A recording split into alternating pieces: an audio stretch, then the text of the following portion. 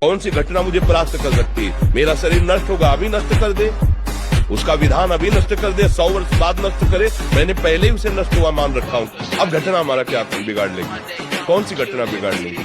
ऐसा हमने भी सुना है कि बहुत से बच्चे विविध प्रकार के नशा, इंजेक्शन, ये सब, अब क्योंकि बुद्धि बच्चा जब भ्रष्ट हो जाती है तो यही सब लक्षण होते हैं। अब सबसे पहली हानि ब्रह्मचर्य की हुई ना, तो बुद्धि नष्ट हो जाती। ब्रह्मचर्यहीन जीवन मरा जीवन होता है। सच्ची माने, हम मजाक नहीं कहते कि विनोद में कहते हैं। एक भूसे में बैठ जाएंगे, सात्विक ब्रह्मचारी हो, सात्विक भोजन करता हो, और एक भूसा कस के मार दे तो मुंह बगाड़ देंगे। जो भैंसा और बकरा खाते हैं ना, मुंह बगाड़ देंगे। इनमें ताकत नहीं। ब्रह्मचर्य की ताकत, तपस्या की ताकत, सात्विकता की ताकत बहुत बड़ी ताकत। आधा घंटे व्यायाम निश्चित करो, सबको करना चाहिए, चाहे स्त्री शरीर हो चाहे पुरुष शरीर हो। एक बार शरीर को बहुत एक्टिव करना चाहिए। ये विषय की शक्ति महान है, ये ज्ञानी भक्त और विद्वान सभी के हृदय में क्षोभ पैदा कर देती है। सावधान रहो, विषय का सानिध्य ही बर्दाश्त मत करो, विषयों का सानिध्य ही बर्दाश्त मत करो, कभी भी भ्रष्ट हो सकते हो। विषय चिंतन मत स्वीकार करो। जो इंद्रियारामी है, विषयी है, ऐसों का संग त्याग कर दो, अनासक्त रहो। मैं सिद्धांत की बात कहता हूँ, तुम विषय से कभी हारना नहीं, हर वक्त विषय पर विजय पाने के लिए उत्साहित रहो। गिर भी जाओ तो भी खड़े होकर के वीर बनो, उसे जीतो। साधक मन को बहुत दुलार करता, पीट नहीं पाता।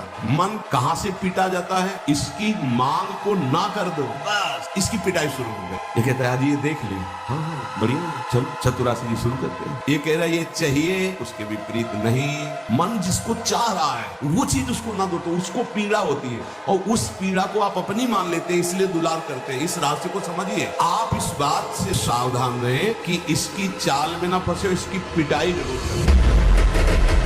विरक्ति में हो तो आजीवन के लिए कसम खा लेनी चाहिए, मैं अखंड ब्रह्मचर्य रह करके श्री भगवान की प्राप्ति करूं। देह व्यापार को बंद कर दूंगा। अगर गलती हो जाती है फिर सावधान। निराशा, उदासी ये हृदय में आएंगे। कभी एकदम ऐसी जलनमयी वृत्ति, कभी एकदम अशांति। आपको बिल्कुल तटस्थ रहना है। आप मन नहीं हो, आप उस जलन के भोक्ता नहीं हो, आप सुख राशि दृष्टा हो, आप साक्षी मात्र रहना। वो वृत्ति आई निकल जाए। यदि आपने कभी हस्तमैथुन नहीं किया, कभी किसी भी तरह से जनेंद्री का घर्षण करके वीरपात नहीं किया, तो आपकी वो संतानोत्पत्ति की क्षमता वाला जो वास्तविक वीर है वो स्वाभाविक निकल ही नहीं सकता।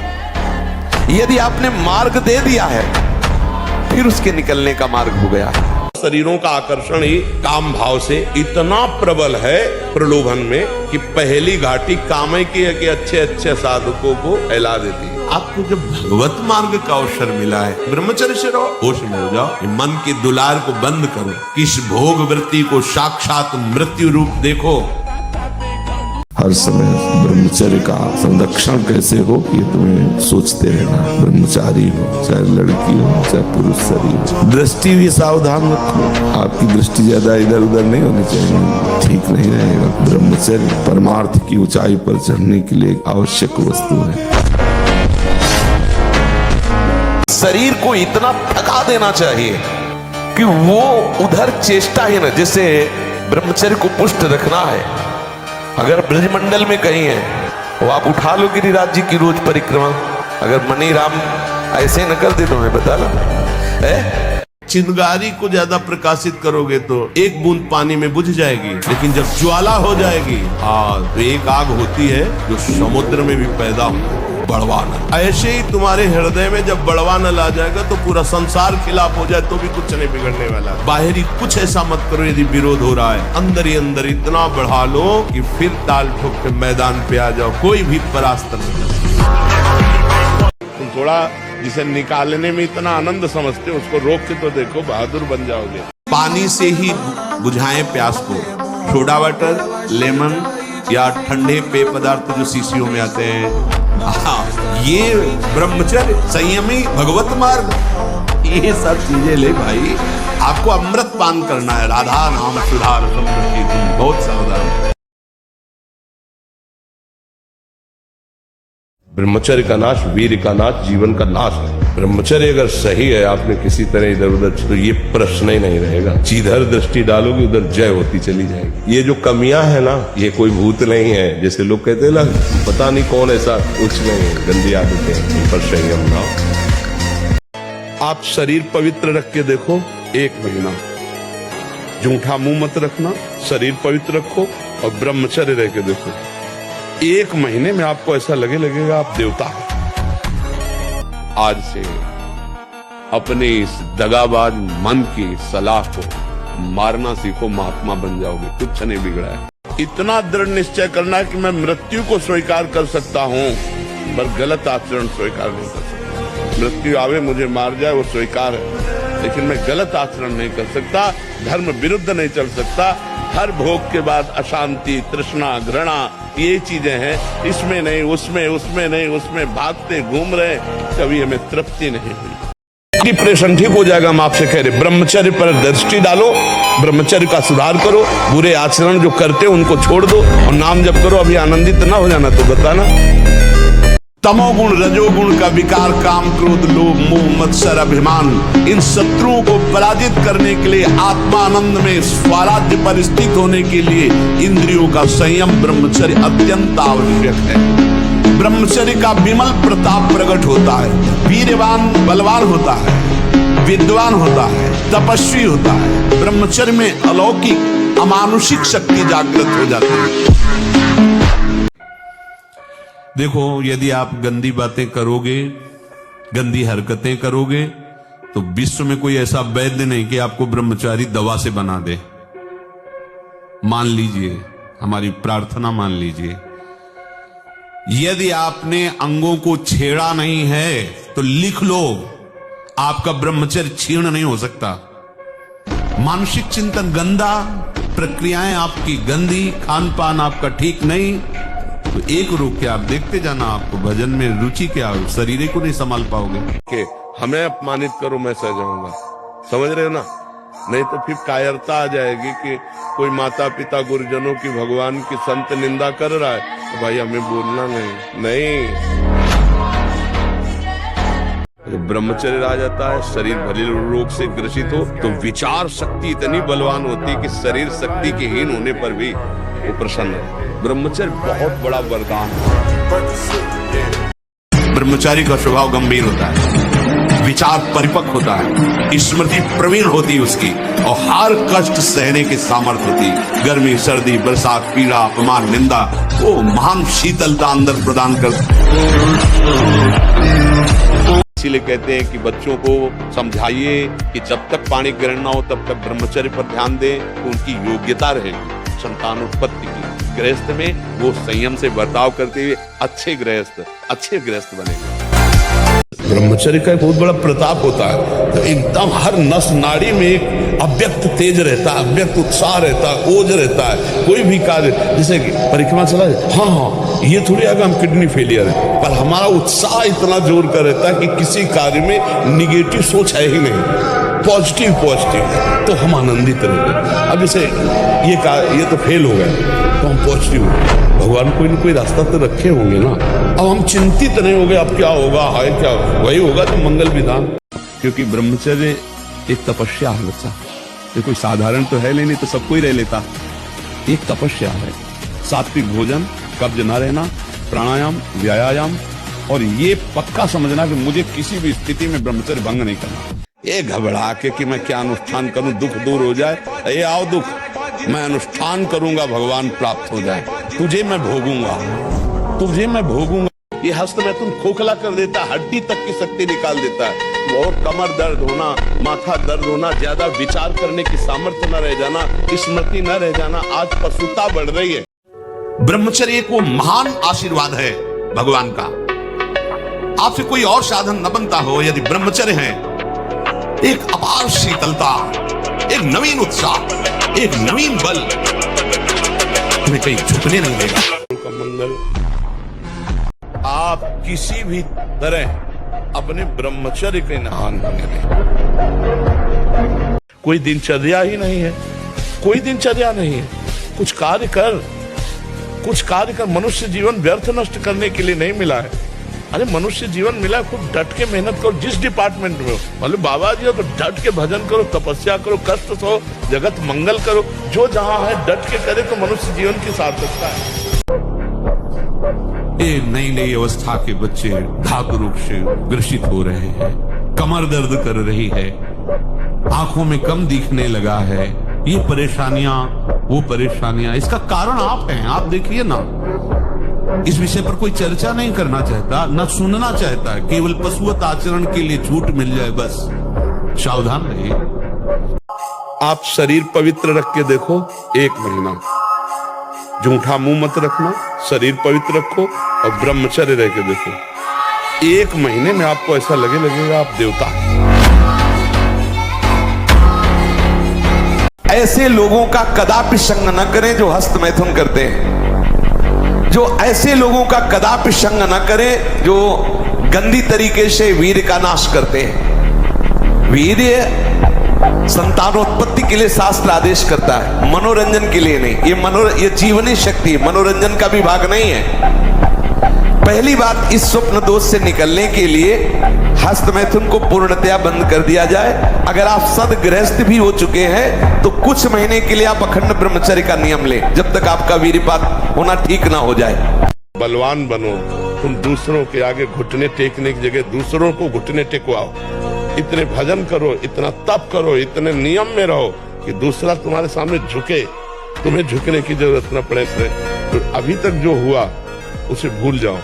ब्रह्मचर्य का संरक्षण कैसे हो ये तुम्हें सोचते रहना। ब्रह्मचारी चाहे लड़की हो, शरीर हो चाहे पुरुष शरीर, ब्रह्मचर्य परमार्थ की ऊंचाई पर चढ़ने के लिए आवश्यक वस्तु है। कई बच्चे बच्चियां ब्रह्मचर्य की तरफ ध्यान ही नहीं देते, ब्रह्मचर्य को मनोरंजन समझते हैं। ये जो आज का वातावरण बन रहा है ना, ये ठीक नहीं। अरे भैया, जान भर जाए कि तुम इतने बलवान हो, रोड में ककड़ी की तरह फटे मिलोगे। ऐसे ऐसे सनकी दिमाग के आदमी बहुत ही राक्षसी स्वभाव है। उपासक को नाटक, उपन्यास, सिनेमा, अश्लील चित्र, गंदी पिक्चरें बिल्कुल नहीं, क्यों अपना नाश कर रहे हो? उपासक समझता है कि कोई जानता नहीं है, लेकिन तुम जिसको जानने के लिए चले वो तो तुम्हें जान रहा है ना। वो कैसे तुम्हारे सामने आएगा, कैसे तुम्हारे मुख में नाम चलेगा, कैसे हृदय में भगवत प्राप्ति का उत्साह रह जाएगा यदि आप ऐसा। कुछ देर प्राणायाम व्यायाम करे, सात्विक आहार करे, गंदी बातें न सुने न देखे न मुझे लगता है ब्रह्मचर्य बच्चा पक्का हो जाएगा। आनंदित रहो, थोड़ा प्रसन्न रहो, थोड़ा सुबह 1-2 किलोमीटर दौड़ो, व्यायाम करो, एकदम चंगे, दिमाग प्रसन्न रखो, एकदम बच्चा कुछ नहीं। जिसके साथ भगवान है क्या बाल बांका हो सकता है। हमको आनंदित होना चाहिए और निर्भय रहना चाहिए, कभी डरना नहीं चाहिए और कभी किसी के भय के कारण झुकना नहीं चाहिए, क्योंकि अविनाशी हूं, परमात्मा का अंश हूं, गलत करूंगा नहीं, लेकिन तू गलत करेगा तो तेरे को भयभीत होना पड़ेगा। बस ऐसे स्वभाव में रहना चाहिए। कभी कुछ आप ऐसे अकेले घूमो, कहीं कोई आपको छूने वाला नहीं, और जिस दिन विधान है उस दिन आप 10-20 गार्ड लगा दो तो भी आपके थप्पड़ पड़ जाएगा। हमारी बात मानो, 4 बजे उठ करके शौच स्नान करके यदि 20 मिनट व्यायाम करोगे रोज, तो आप देखोगे वरदान की तरह काम करेगा। तो जैसे प्रातः काल से सायंकाल तक की हर व्यक्ति की अपनी एक दिनचर्या होनी चाहिए। ऐसा नहीं कि आज हम 4 बजे उठे, कल 7 बजे उठे, पर फिर मन को आप कंट्रोल नहीं कर पाएंगे। मन के लिए एक दिनचर्या होनी चाहिए कि हमको 10 बजे सोना है, 4 बजे उठ जाना है, तो फिर 4 से 4:15 नहीं होना चाहिए, 4 बजे उठ जाना, ऐसा नियम बना ले। सही चलने की यही परीक्षा है, जब हम सही चलें और हमें गलत कहा जाए और हम अपने मार्ग से हिले नहीं, हमारे साथ गलत किया जाए, गलत कहा जाए और हम सही चल रहे हैं, हम सही ही चलें, यही हमारी परीक्षा है। ये थोड़ी कि हम दुखी हो जाए, बैठकर रोने लगे। हमने 2 को देखा है। कानपुर में एक नामी पहलवान थे, मांस भक्षण करते, जो गांव का एक आदमी जो केवल दूध ही खाता था, वो उनसे सवाल थे शरीर में, देर न लगा 5 मिनट में पछाड़ दिया तो रो रहे थे बैठकर। हमें लगता है अगर ब्रह्मचारी रहा जाए तो संकल्प से जो बल प्रकट होगा वो किसी को परास्त कर सकते। जी अगर कोई कह दे जाओ कृपा हो जाएगी तो कृपा नहीं होती। अच्छा नहीं होना, हम हाथ धर दे, अगर ऐसे कृपा हो जाए तो हम हाथ रख दे भाई, काहे को हम बोले और तुम सुनो, कुछ नहीं होने का। अब हम कह रहे जाओ राधा राधा जपो कृपा हो जाएगी, अब जपो राधा राधा। पराई माता बहनों की तरफ गंदी दृष्टि से मत देखो, कोई नशा मत करो, नाम जप करो, दूसरों का परोपकार करो, कृपा ही कृपा है और हो जाएगी। अगर अधर्माचरण करोगे तो ये अधर्म ही तुम्हें नष्ट कर देगा, धर्माचरण करोगे तो धर्मो रक्षति रक्षिता, ये धर्म स्वयं तुम्हारी रक्षा कर लेगा। इसका ये मतलब थोड़ी कि कुश्ती में हार जाए तो कुश्ती लड़ना बंद कर दे, ऐसा नहीं। 1 बार हारे, 2 बार हारे, तीसरी बार हम ऐसा दांव मारेंगे कि वो गिरेगा।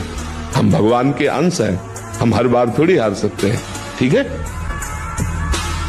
ब्रह्मचर्य का नाश करता है, देखने से बदसूरत नजर आने लगेगा, चाहे जितना गोरा हो, चाहे जितना ऊपर से चिकनाहट लगाए हो, लेकिन उसके कपोल और नेत्र बदसूरत होंगे। चिकनाहट से मतलब नहीं है, एक आकर्षण होता है भागवती, होश में नहीं होगा। निराश, हताश, उदास, ये सब इधर से नहीं, पूर्ण प्रसन्नता धारण करो, कोई तुम्हें परास्त नहीं कर सकता। ये मन की चालों पे मत फंसो।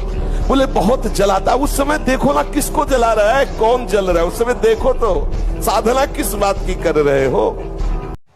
कि जिसका चरित्र पवित्र होता है और जो अध्यात्मवान होता है, अध्यात्म से जुड़ा होता है, वो कहीं भी परास्त भी हो जाए तो विजय को प्राप्त होता है। और पुष्टता जिसे बल कहते हैं वो तुम्हारे वीर्य में होती है। जिसको तुम खिलवाड़ समझते हो वो खिलवाड़ नहीं, तुम्हारी जीवनी शक्ति है। यदि संयम से ब्रह्मचर्य से रहो तो न उतनी घी में ताकत है, न दूध में ताकत है, न किसी भी पदार्थ में ताकत, जो तुम्हारे ब्रह्मचर्य में ताकत है। जिस समय आपके हृदय में कोई गंदी चेष्टा करने की भावना, उस समय कहाँ गया आपका विवेक, विचार, भगवत स्मरण कहाँ गया? क्या करने जा रहा हूँ, किससे कर रहा हूँ, कौन है जो मुझे प्रेरित कर रहा है? कहाँ है विवेक आपका, कहाँ है ज्ञान आपका, कहाँ है आपका सतमार्ग का वो दृढ़ संकल्प जो भगवत प्राप्ति के लिए, भगवत प्रेम के लिए, भगवत चिंतन के लिए आपने स्वीकार किया है? 2 लाइन बोला था, उसी में पूरा अध्यात्म है। छोटे बच्चों को या विद्यार्थियों को सबसे पहले ब्रह्मचर्य पर दृष्टि देनी चाहिए। सबसे पहले अगर ब्रह्मचर्य सुरक्षित है तो स्मृति, शरीर बल, सब बल जागृत हो जाएंगे।